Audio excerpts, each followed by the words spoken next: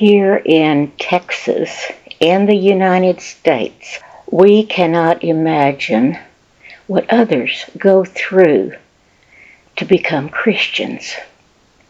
I want you to try to close your eyes and try to imagine you are living over in one of the far countries, one of the places where Islam and unorthodox beliefs are. You're in a family where they have a dirt floor. They only have one big room. All live there in the same place. Are you imagining it? Okay. Now imagine that it's time to worship. And what happens is the mother or the father goes and gets the snake. And it's not just any snake. It's a cobra. And in order to keep the cobra so they can worship it, they have to feed it and take care of it. And they have a special place where they keep it. Oh my goodness, I cannot imagine it, but I'm trying to. Okay.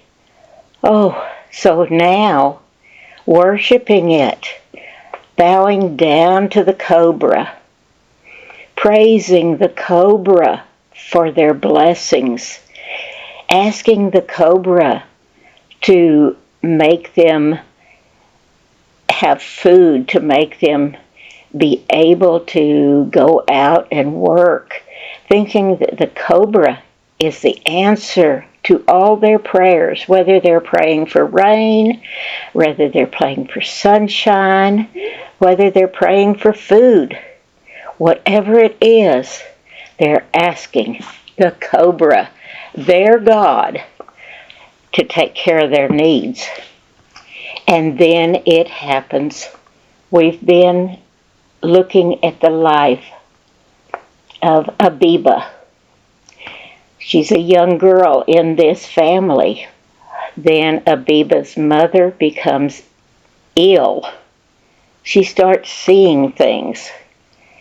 She starts acting funny, strangely.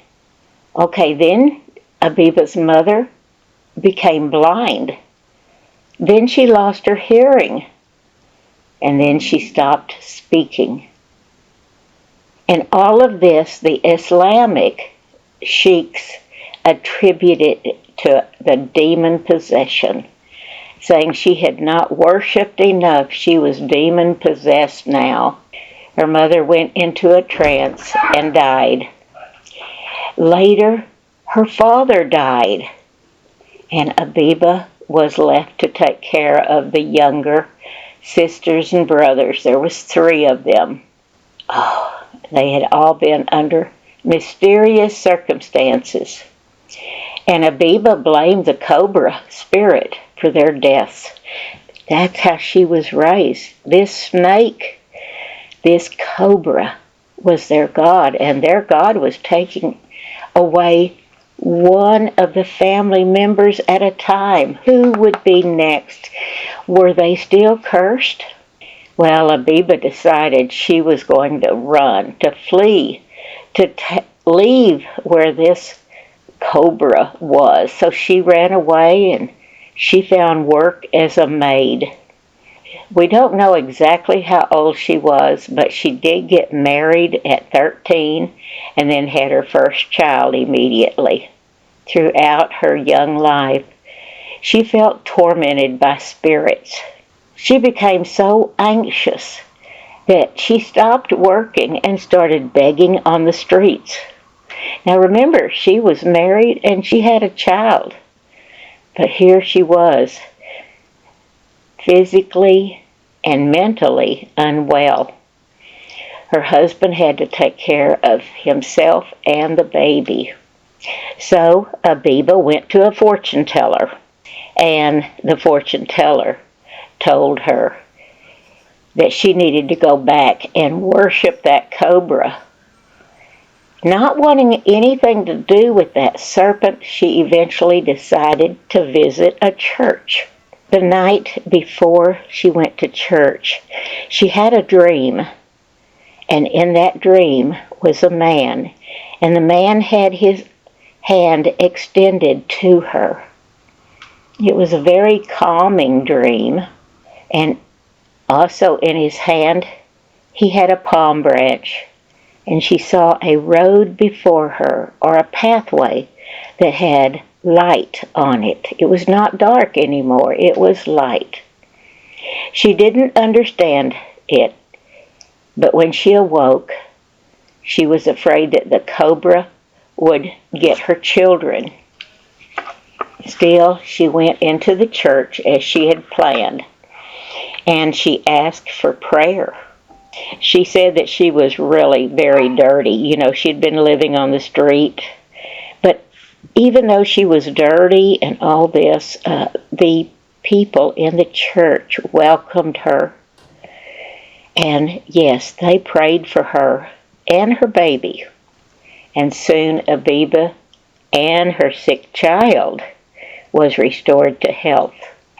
Abiba says that she really went through a dramatic change after praying with the Christians at the church. Before that, I talked to spirits like a person, she said. After they prayed for me, I just went back home and behaved like a normal person. But then, as Abiba tried to live her life in a normal way, she was happy that she had become a Christian, so she started telling people about it, but telling her husband about it brought her more disaster. The husband went after her with a machete, and she ran, of course, and she got away from him, and he finally left. So then Abiba was there with her child, but she was peaceful now. She did not let his threats or anybody else's threats stop her from going to church.